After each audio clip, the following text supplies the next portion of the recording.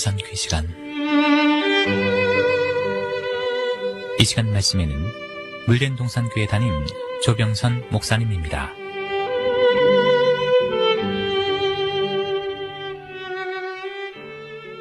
평안하셨습니까? 성경에는 시대마다 여러 가지 복이 제시되고 있습니다. 그러므로 우리는 구약의 모세를 통해서 제시하는 축복, 신약에서 제시하는 축복, 계시록에 제시하는 축복에 대해 비교해 볼 수 있어야 합니다. 구약의 모세를 통해 제시하신 신명기 28장의 축복은 조건이 굉장히 간단합니다. 내가 하나님의 말씀을 순종하여 그 명령을 삼가 듣고 지켜 행하면 세계 모든 민족에 뛰어나게 하시겠다는 복으로부터 시작해서 성읍에서도 복을 받고 들에서도 복을 받고 들어가도 복이요 나가도 복이요 내 손으로 하는 모든 것에 복을 받게 하겠다. 하나님이 너를 세워 자기의 성민이 되게 하시고 너를 여호와의 이름으로 일컬음을 세계 만민이 보고 너를 두려워하게 하시겠다. 하늘의 아름다운 복으로 여로사 내 땅에 때를 따라 비를 내리시고 내 손으로 하는 모든 일에 복을 주시리니 내가 많은 민족에게 구워줄지라도 너는 꾸지 아니하고 머리가 되게 하는 복을 주시겠다 하셨습니다. 그런데 이 말씀 중에 특별히 눈에 띄는 것은 너를 여호와 이름으로 일컬음을 세계 만민이 보고 너를 두려워하게 하시겠다. 얼마나 사모되는 축복을 주셨는지 모릅니다.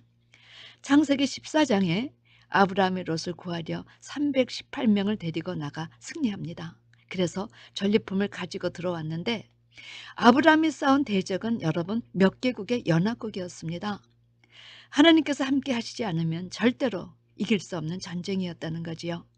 그런데 어떻게 자기 집에서 길리운 자 300여 명 정도로 그 시대 강한 몇 나라 연합군을 이길 수 있었을까요? 아브라함 때 하나님은 아비멜렉의 간담을 서늘하게 하셨습니다. 왜냐? 아브라함이 어떤 사람인 줄 몰라보고 감히 그 안에 사라를 건드리려 하였기 때문입니다. 하나님은 아비멜렉의 집안의 태를 닫아 놓으시고 아브라함을 통해 기도를 받게 하신 후에 닫힌 태를 여심으로 아브라함이 그 시대 선지자임을 친히 증거해 주셨습니다. 왜 이런 믿기 어려운 경이로운 일이 아브라함에 있었을까요? 어느 날 하나님께서 아브라함의 아들 이삭에게 나타나셨습니다. 그리고 그런 사실을 밝혀주셨지요. 내 자손은 하늘의 별과 같이 번성하게 하며 이 모든 땅을 내 자손에게 주리니 내 자손을 인하여 천하 만민이 복을 받으리라. 그런데 여러분, 이삭에게 이런 축복을 주시는 그 이유가 무엇인지 아십니까? 그 다음 말씀입니다. 이는 아브라함이 내 말을 순종하고 내 명령과 내 계명과 내 율례와 내 법도를 지켰음이니라. 모세 때도 하나님께서 모세를 인도자로 세우시고 이스라엘로 홍해를 건너게 하시며 애굽 군대를 물속에 다 수장시키셨습니다.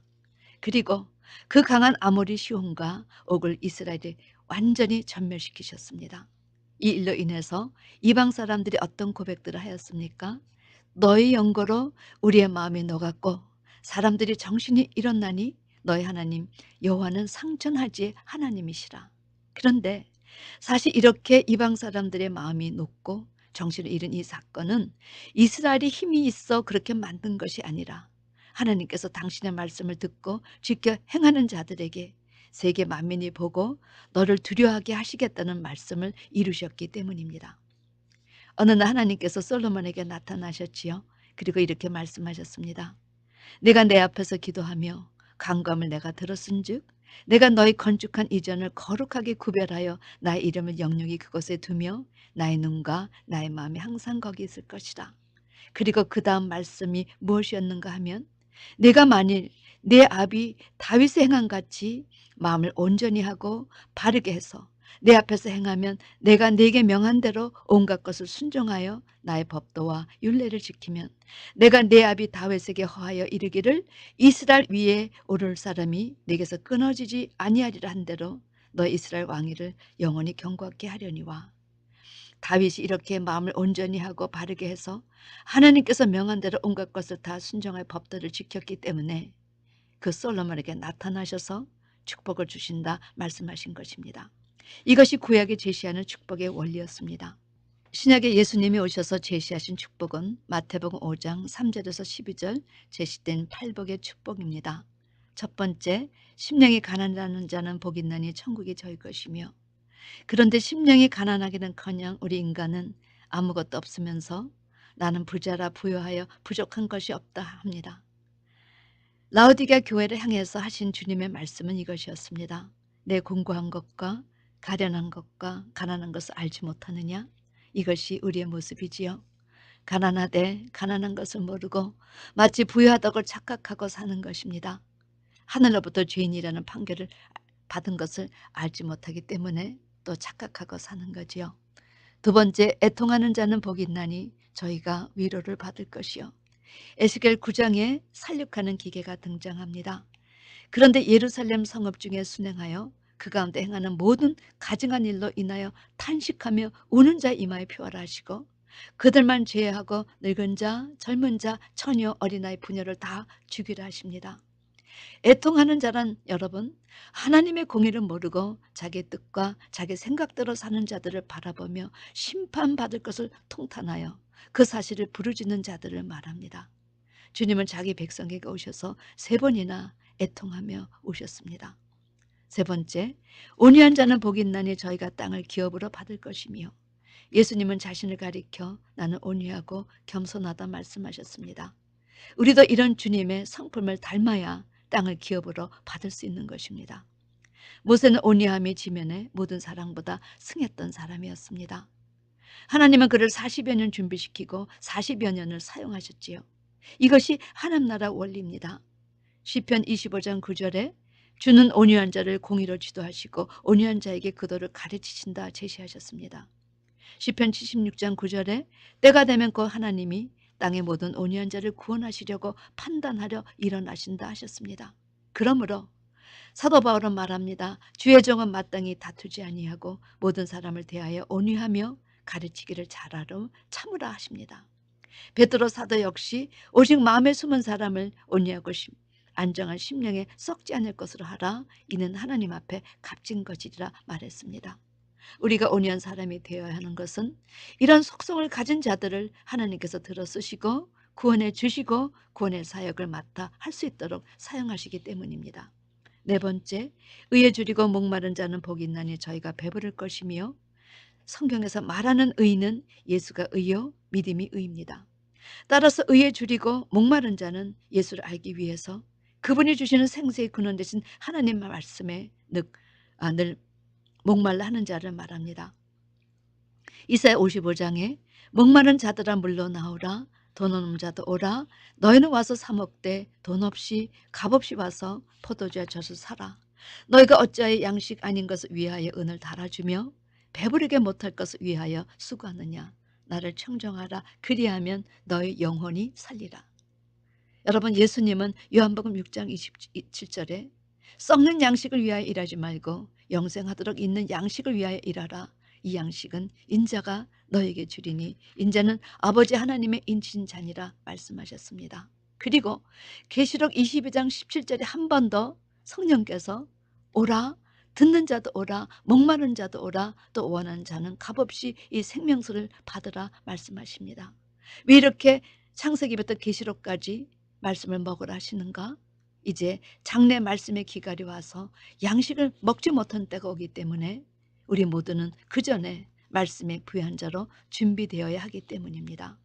5절, 긍휼히 여기는 자는 복이 있나니 저희가 긍휼히 여김을 받을 것이며 하나님께서 출애굽기 33장 19절에 나타나셔서 나는 은혜 줄 자에게 은혜를 주고 긍휼히 여길 자에게 긍휼을 베푸니라 하셨지만 사실 주의 긍휼이 크시기 때문에 죄인들을 아주 벌하지 아니하시고 버리지도 아니하시니 이스라엘이 존재하게 된 것이요 우리도 존재하는 것입니다.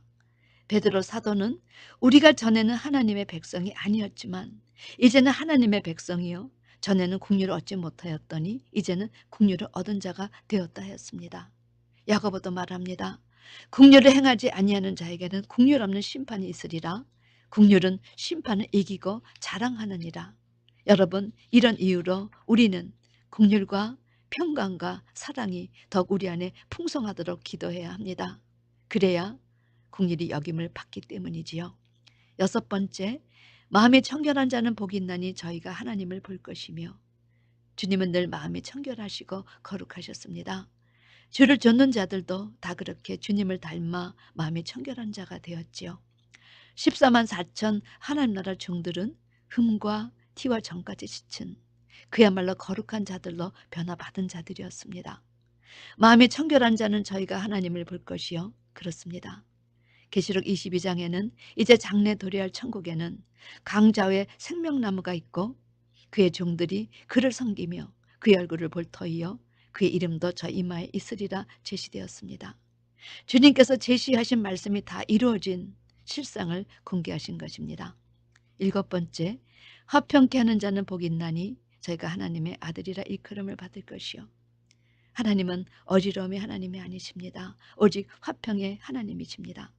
또한 예수님은 화평케 하시는 자로 하나님과 우리 사이의 죄로 인해 막힌 담을 당신의 육체로 열어주신 분이십니다.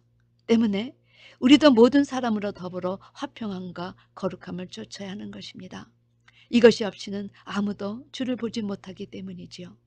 야고보는 화평케 하는 자들은 화평을 심어 의의 열매로 거둔다 말했습니다. 그러나 계시록 6장을 보면 이제 장래 붉은 말이 등장해서 화평을 제어버리고 서로 죽이는 무서운 일이 벌어진다고 합니다. 그러나 화평케 하는 자들은 화평으로 심어 의의 열매를 거둔다 하셨사오니 우리는 모두 화평케 하는 자들이 돼야 되는 것입니다. 8번째, 의를 위하여 핍박을 받은 자는 복이 있나니 천국이 저희 것임이니라.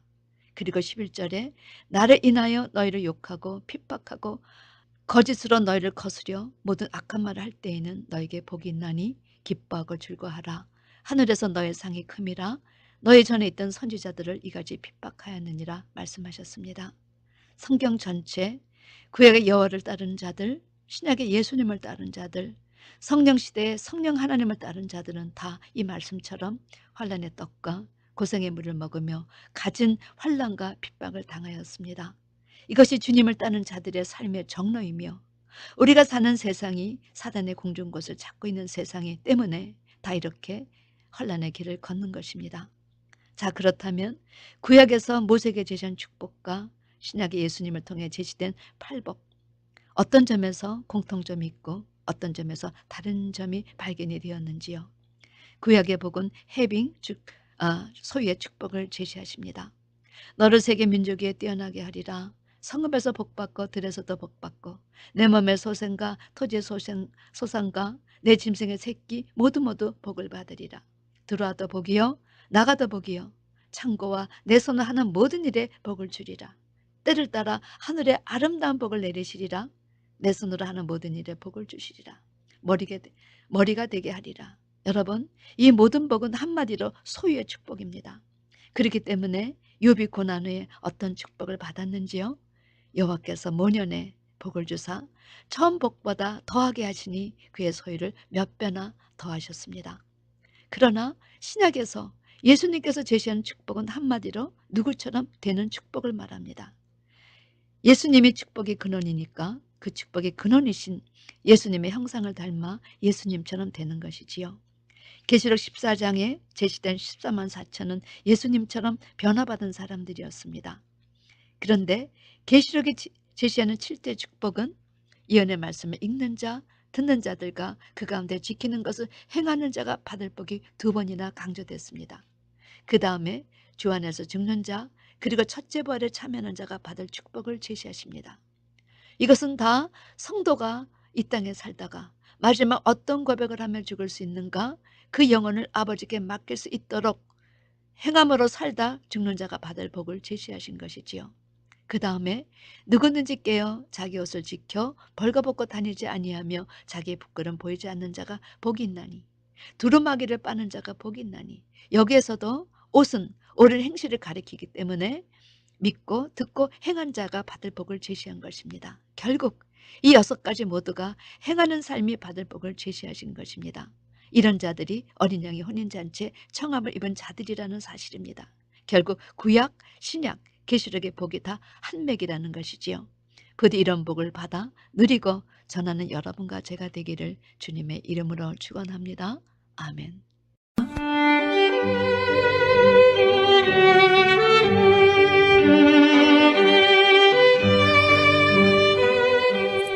지금까지 말씀에 물된 동산교회 담임 조병선 목사님이었습니다.